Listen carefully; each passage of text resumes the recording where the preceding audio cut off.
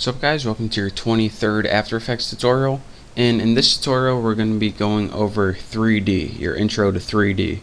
So go ahead and create a new composition. You can either put an image on there, or you can go ahead and put a video file. It's not going to matter for this tutorial. I'm working with a video file.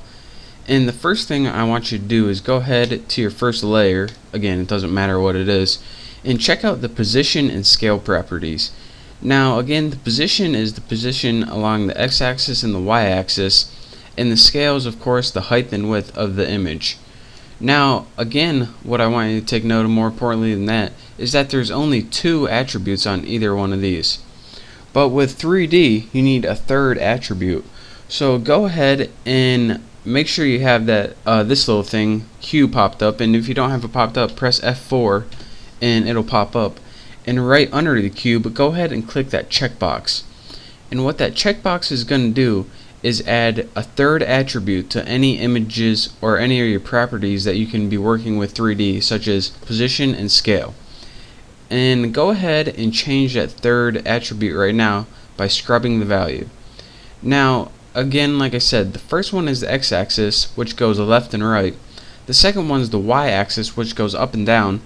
And the third one is called the z-axis. And the z-axis goes I don't know how to describe it, towards me and outwards. So again, that's up and down, left and right, and inners and outwards. So if you move the position along the z-axis, it either gets farther away or closer to you. But no, even though the size is changing, the scale isn't changing at all. And this is because it's not actually changing, it's just changing the position.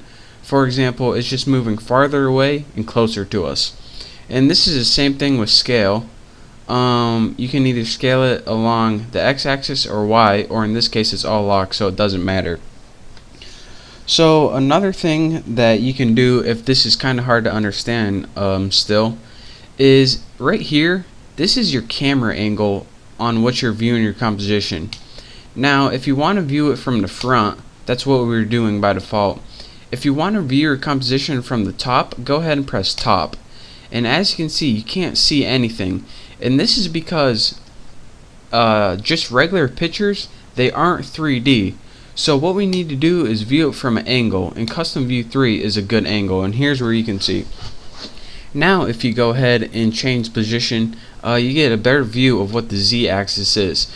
Again, we would be sitting somewhere right here, and the z-axis would bring it closer to us or further away from us. And if it bring it closer to us, it would make it appear bigger. Further away from us would make it appear smaller. Again, with scale, it would increase the whole thing, and this would also make it appear bigger, or decreasing it would also make it appear smaller. So another thing that I want to talk to you guys about, aside from what are they, position and scale, is also rotation. So let's go ahead and change the active camera, or you can change it to the front, it doesn't matter. And aside from X and Y rotation, you also have a Z rotation. Now what X rotation is when you scrub this value, it's going to change it so it rotates over the X axis. And by rotating over the X axis, which is left and right, it flips up and down. By rotating over the Z axis, it goes left and right. And by rotating over the z-axis, it just spins around because that axis is pointing towards us. So that is how you can manipulate 2D images to work in 3D. And again, you can animate these just like you would any other. So let's go ahead and do that right now. Let's first change the position so it's pretty far out, and let's go ahead and make a keyframe right there. Next, let's go ahead and actually let's zoom in. We only want this animation about 3 seconds long. So we'll put it right about there, and we'll make another position. Actually, just change that to 0.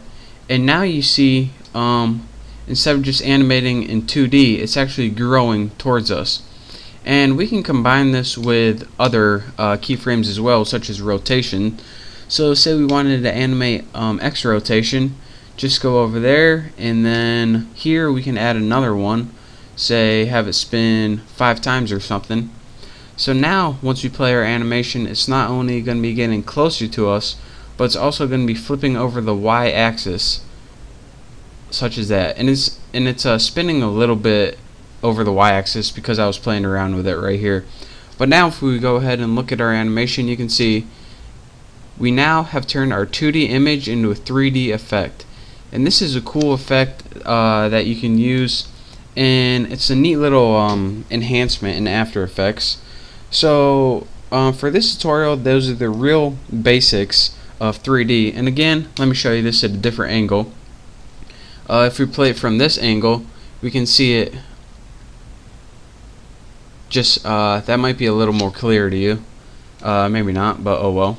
But for now, I just wanted to give you guys the basics of working with 3D in After Effects. And key notes to point out here: if you ever are working and you can't see your image, that probably means that your camera angle is looking directly at it at an angle. And remember, 2D images have no depth, so that's why you might not be able to see it. But for now, this tutorial is getting kind of long, so thank you guys for watching.